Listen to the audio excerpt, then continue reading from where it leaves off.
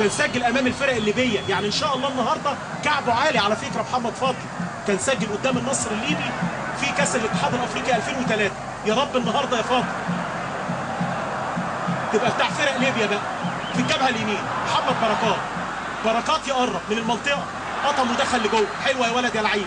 لبركات تاني، محمد فضل جول. يا سلام يا فضل، لسه بتكلم عليك. ويا سلام يا محمد يا عفيفي، مش ممكن. يا سلام يا فضل، يا سلام يا فضل، يا حبيبي يا فضل. قلت هو بتاع الفرق الليبيه. ايه الكلام ده وايه الجمال ده؟ هقول من هنا للصبح 2 للنادي الاهلي. يا حلاوتك يا جمالك يا اهلي، 2-0. يا سلام على الحكايه والحدوته من اولها. محمد فضل يا ابني، ايه الدماغ دي وايه الجمال ده؟ عرضيه بركات ولا في الاحلام. ادي الحكايه من اولها، وادي بركه يعيش بركه وتعيش دماغ محمد فضل. لقاء تاريخي يا جماعه. قولوا زي ما تقولوا على تاريخ الاهلي، النهارده لقاء تاريخي. حلوه محمد فضل الثاني وعلاء ميهوب، واحد من هداف الاهلي في